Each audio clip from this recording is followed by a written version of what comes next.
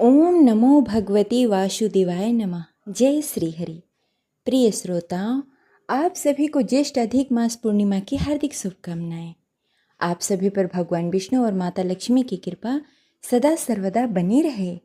तो आइए आज पूरी श्रद्धा और भक्ति के साथ भगवान लक्ष्मी नारायण के चरणों में नमन करते हुए सुनते हैं पूर्णिमा व्रत कथा।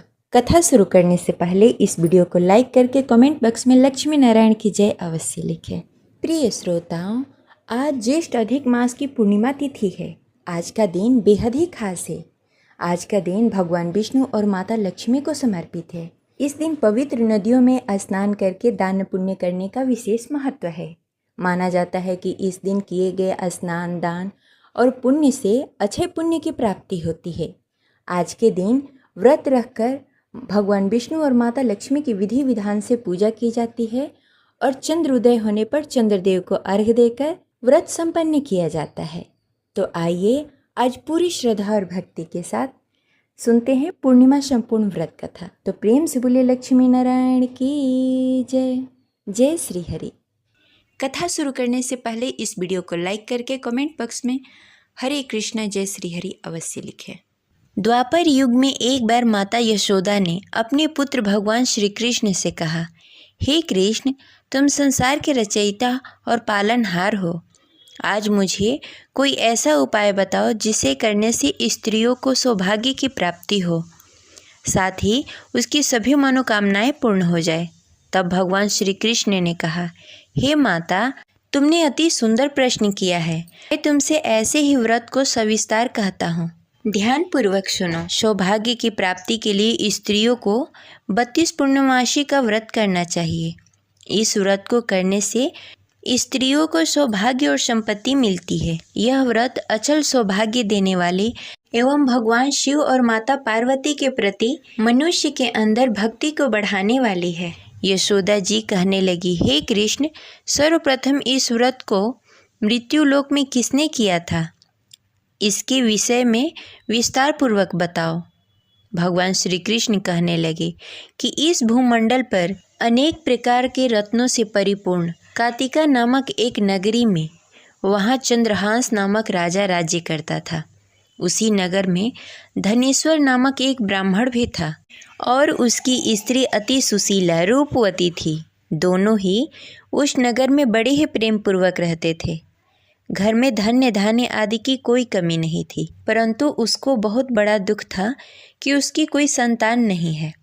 एक समय एक बड़ा ही योगी उस नगर में आया। वह योगी उस ब्राह्मण के घर को छोड़कर अन्य सभी घरों में भिक्षा लेकर भोजन किया करता था। वह रूपवती से कभी भिक्षा नहीं लेता था। एक दिन वह योगी रूपवती से भिक्षा न लेकर किसी अन्य घर में भिक्षा लेकर गंगा किनारे जाकर भिक्षुक को प्रेम पूर्वक ग्रहण करने लगा कि धनेश्वर ने योगी का यह सब कार्य देख लिया। अपनी भिक्षा के अनादर से दुखी होकर धनेश्वर ने योगी से बोला, हे महात्मा, आप सब घरों में भिक्षा लेते हैं, परंतु आप मेरे घर में कभी भिक्षा नहीं लेते। इसका क्या कारण है? योगी ने कहा, निसंतान के घर से भिक्षा लेकर पतितों के अन्न से तुल्य होती है, और जो पतितों का अन्न खाता है वह भी पतितो हो जाता है। क्योंकि तुम निसंतान हो, इसलिए पतित हो जाने के भय से मैं तुम्हारे घर से भिक्षा नहीं लेता। धनेश्वर योगी की यह बात सुनकर बहुत दुखी हुआ और हाथ जोड़कर योगी के पैरों में गिर गया और कहने लगा, हे महाराज, यदि ऐसा है तो आप पुत्र प्राप्ति का उपाय बताएं। आप सर्वज्ञानी हैं, मुझ पर कृपा करें। हे भगवान, मेरे घर में धन धान्य की कोई कमी नहीं, परंतु मैं पुत्र न होने के कारण अत्यंत दुखी रहता हूँ। आप मेरी इस दुख का हरण करें, आप समर्थवान हैं। यह सुनकर योगी कहने लगे, हे ब्राह्मण, तुम चंडी की आराधना करो। घर आकर उसने अपनी पत्नी से सब वृत्तांत कहा और स्वयं तप करने के लिए वन में चला गया। वन में जाकर उसने चंडी की उपासना की और उपवास किए। चंडी ने 16वें दिन उसको स्वप्न में दर्शन दिया और कहा, हे धनेश्वर, जा, तेरे घर में पुत्र होगा, परंतु वह 16 वर्ष की आयु में मृत्यु को प्राप्त हो जाएगा। यदि तुम दोनों पति पत्नी 32 पूर्णमासी का व्रत विधि विधान पूर्वक करोगे तो वह दीर्घायु हो जाएगा। जितनी तुम्हारी सामर्थ्य हो आटे के दिए बनाकर शिव जी भगवान का पूजन करना, परंतु पूर्णमासी का व्रत 32 होने चाहिए। प्रातःकाल होने पर इस स्थान के समीप तुम्हें एक आम का वृक्ष दिखाई देगा। उस पर चढ़कर एक फल तोड़कर शीघ्र ही अपने घर चले जाना और अपनी पत्नी से सब वेदांत कहना।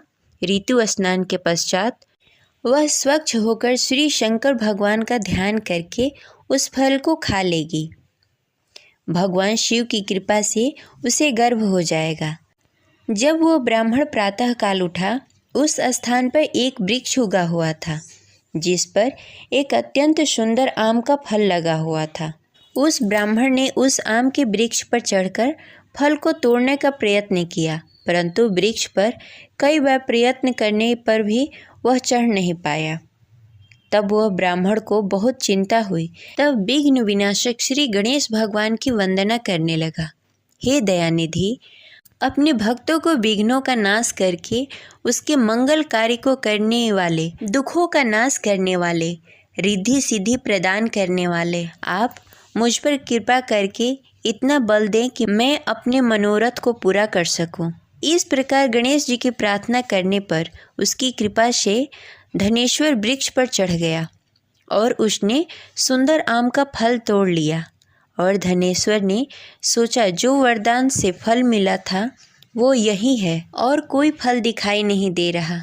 उस धनेश्वर ब्राह्मण ने जल्दी से घर जाकर अपनी पत्नी को वह फल दे दिया और उसकी पत्नी ने अपने पति के कहे अनुसार उस फल को खा लिया और गर्भवती हो गई। देवी जी की असीम कृपा से उसे एक अत्यंत सुंदर पुत्र प्राप्त हुआ जिसका नाम उन्होंने देवीदास रखा। माता पिता के हर्ष और शोक के साथ वह बालक शुक्ल पक्ष की चंद्रमा की भांति अपने पिता के घर में बड़ा होने लगा। वह बालक अति सुंदर, विद्वान और बहुत ही पढ़ने में निपुण हो गया। दुर्गा जी के आज्ञानुसार उसको 32 पूर्णमासी का व्रत रखना आरंभ कर दिया जिससे उसका पुत्र बड़ी आयु वाला हो जाए। 16वां साल लगते ही देवीदास के माता पिता को बड़ी ही चिंता हो गई कि उसके पुत्र की इस वर्ष मृत्यु न हो जाए। इसलिए उन्होंने अपने मन में विचार किया कि यदि यह दुर्घटना उसके सामने हो गई तो वो कैसे सहन कर पाएंगे। इसलिए उन्होंने देवीदास के मामा को बुलाया और कहा, हमारी एक बहुत बड़ी इच्छा है कि देवीदास 1 साल के लिए काशी में जाकर विद्या अध्ययन करे और उसको अकेला भी नहीं छोड़ना चाहिए, इसलिए साथ में तुम चले जाओ और 1 वर्ष के पश्चात उसको वापस लेकर आना। सब प्रबंध करने के पश्चात उसके माता पिता ने काशी जाने के लिए देवीदास को एक घोड़े पर बैठाकर उसके मामा के साथ भेज दिया, परंतु यह बात उसके मामा या किसी और को नहीं बताई। धनेश्वर तथा उसकी पत्नी ने अपने पुत्र की मंगल कामना तथा दीर्घायु के लिए भगवती दुर्गा की आराधना करना शुरू कर दिया। पूर्णमासी का व्रत करना आरंभ कर दिया। इस प्रकार बराबर 32 पूर्णमासी व्रत किया। उन्होंने पूरी श्रद्धा और भक्ति के साथ पूरा व्रत कर लिया। कुछ समय पश्चात एक दिन वह मामा और भांजा रात बिताने के लिए किसी गांव में ठहरे हुए थे।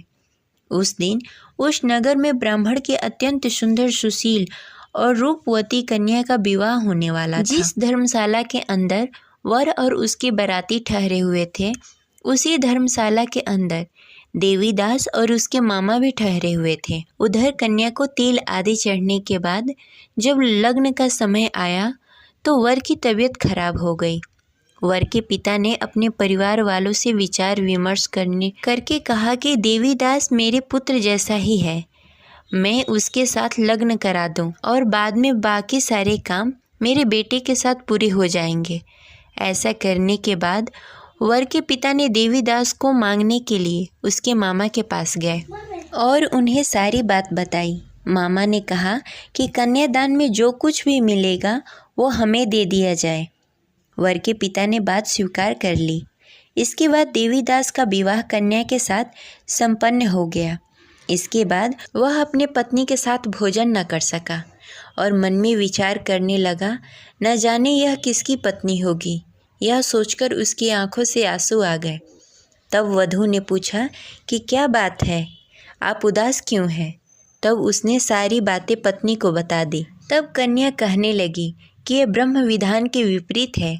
आप मेरे पति हैं, मैं आपकी पत्नी रहूंगी, किसी अन्य की कभी नहीं हो सकती।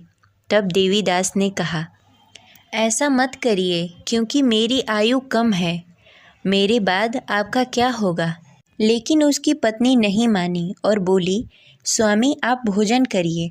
दोनों रात में सोने के लिए चले गए। सुबह देवीदास ने पत्नी को 4 नगों से जड़ी एक अंगूठी दी और एक रुमाल दिया और बोला, हे प्रिय, इसे ले लो, संकेत समझकर स्थिर चित्त हो जाओ। मेरे मरण जीवन के जानने के लिए एक पुष्प वाटिका बना लो, उसमें सुगंधित पुष्पों को उगा लो, उसमें प्रतिदिन जल देना और खेलते कूदते रहना। जिस समय और जिस दिन मेरा प्राण प्राणांत होगा, उस दिन यह पुष्प सूख जाएंगे। जब यह फिर से हरे हो जाएं, तो जान लेना मैं जीवित हूँ। यह समझाकर वह वहाँ से चला गया। इसके बाद जब वर और बाराती मंडप में आए, तो कन्या ने उसे देखकर कहा कि ये मेरा पति नहीं है। मेरे पति वह हैं जिनके साथ मेरा रात में विवाह हुआ था। इसके साथ मेरा विवाह नहीं हुआ। अगर यह वही है तो यह बताए कि मैंने इसको क्या दिया। साथ ही कन्यादान के समय आभूषण मिले उसे दिखाए। कन्या की ये बातें सुनकर वह कहने लगा कि मैं यह सब नहीं जानता। इसके बाद सारी बारात भी अपमानित होकर लौट गई। भगवान श्री कृष्ण बोले, हे माता, इस प्रकार देवीदास काशी चला गया। कुछ समय जब बीत गए तो एक सर्प उसको डसने के लिए वहां आया, लेकिन वह उसको काट नहीं पाया, क्योंकि उसकी माता ने पहले ही 32 पूर्णमासी का व्रत कर लिए थे। इसके बाद खुद काल वहां पहुंचा। भगवान की कृपा से तभी वहां माता पार्वती और भगवान गणेश आ गए। देवीदास की मूर्छित दशा को देखकर माता पार्वती ने भगवान शिव से प्रार्थना की कि हे महाराज, इस बालक की माता ने पहले ही 32 पूर्णमासी का व्रत कर लिया है, आप इसको प्राण दान दें। भगवान शिव ने माता पार्वती के कहे अनुसार उसको प्राण दान दे दिया। उधर उसकी पत्नी उसके काल की प्रतीक्षा कर रही थी। उसकी पत्नी ने जाकर देखा कि पुष्प और पत्र दोनों ही नहीं हैं, तो उसको बहुत ही आश्चर्य हुआ। और जब उसने देखा कि पुष्प वाटिका फिर से हरी भरी हो गई, तो वह समझ गई कि उसका पति जिंदा हो गया है।